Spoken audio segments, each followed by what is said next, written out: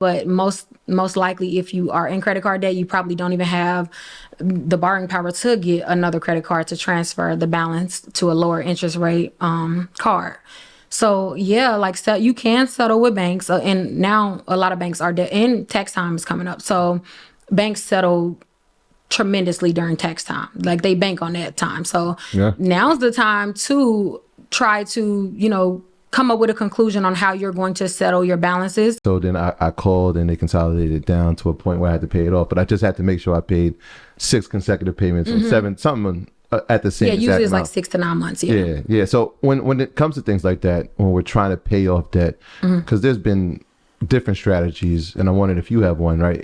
Do I pay the card that has the highest usage, or do I pay the one that has the least usage, so I pay that off and then I work my way, like the snowball effect? Like what's your thoughts around that? So that's a great question. I do like the so if your goal is to just get rid of your credit card debt and you don't really care to raise your credit score at this time, if you're not trying to use your credit, then the snowball effect is probably the most effective. Get the credit card with the highest interest rate, pay it down, and then work your way down, right? However, if you are still trying to use your credit and want to grow your credit while you are paying down your utilization, then I personally recommend look at any card that has a utilization over 48%.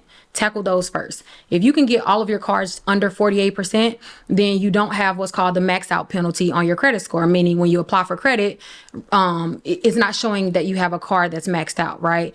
People think maxed out is 100%. After 48%, banks are looking at you like you have a maxed out card. So get all of your cards over 48%, under 48%. Then the next tier that you should aim for is under 30%. So once you get all the cards under 45%, work to get them under 30%, and then you just work your way down if you care about your credit score. What's the penalty at 48? Is it points? Points for sure. Okay. So basically, depending on how many cards, any cards that you have over 48%, and depending on the score that they're looking at, I'll say homes. I'll use the mortgage scoring. Every card over 48%, you're going to you basically should minus 15 points per card from your score. And also, if you have cards that are or 30% to 45 or 30% to 47%, you pretty much need to subtract about 10 points per card, right? Mortgage points. So yeah, the 48% when it comes to credit cards, it's showing that you're maxed out, right? So get all of your cards under 48%, then get them under 30%, and then, work your way down if you care about your score. But if you just are concerned with ridding yourself of credit card debt, as fast as you can or the cheapest that you can, then yeah, the snowball effect is probably the one that makes the most sense because the interest does continue to build, of course, on credit cards.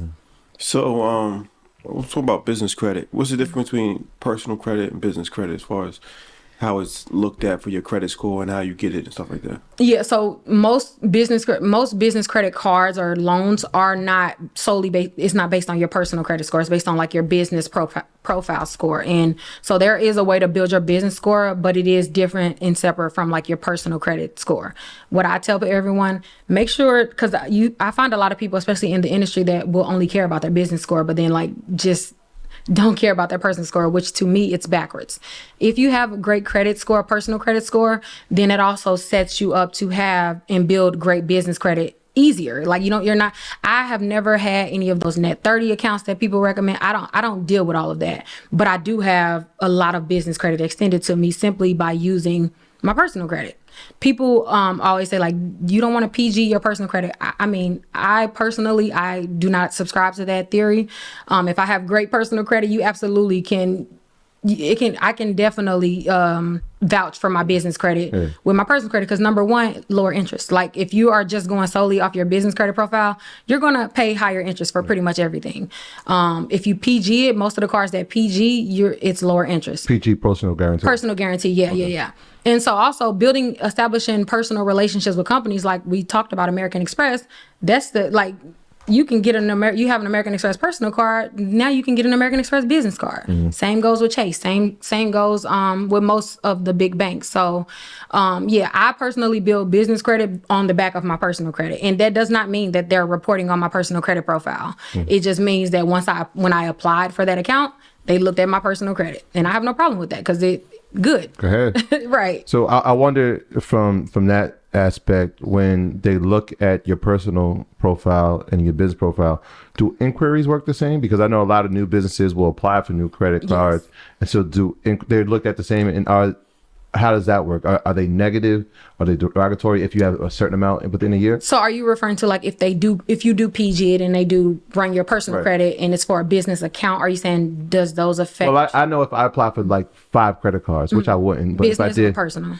Personal first. Okay, right. okay. So if that would look at as too many inquiries within a certain amount of time. Right. If I have a business and I'm applying for credit cards, do those inquiries, is it looked at the same? No, it isn't looked at the same when it comes to business, because most of the times like the funding requirements are different. And but however, when it comes to your personal credit card increase way more than installment increase. So if you're applying for a car, you can apply, like if you go to a car lot, they'll run your credit like 20 times for most people if you don't come already with your financing. Those are not counted individually. A lot of people freak out when that happens, but if you're applying for installments loans within a 14-day time frame, there is something that's called deduplication, which all increase of the same manner will be basically you're only going to be affected at the weight of one. You'll see all of them on your credit profile, but they're not all individually impacting you. Now, when it comes to credit cards, they're the worst type of increase because every single credit card increase does impact you the same. But I mean, here's the thing. Increase are only worth up to 55 points. So I tell people all the time, people worry about increase more than they worry about payment history, credit utilization, credit age. And it's just like, you should not be trying to save or protect your credit increase more than you are building credit. Like, because a lot of people will not build credit because they're scared of increase. And it's just like, so you're going to, you care more about 10% of your credit profile than collectively 75% of your profile. That doesn't make sense. When you're building credit, you're going to get increase. I don't care about increase ever. Because if you have a great credit profile, they will never affect you. There has never in the history of ever was someone denied solely for increase, and people convince themselves that the increase is what caused the denial. Like, no, you were denied because you have a late payment or X, Y, and Z. A bank is not going to deny you solely because of an increase if your credit profile qualifies for the card or account. They would be crazy. A bank wants you to, of course, borrow the money from them.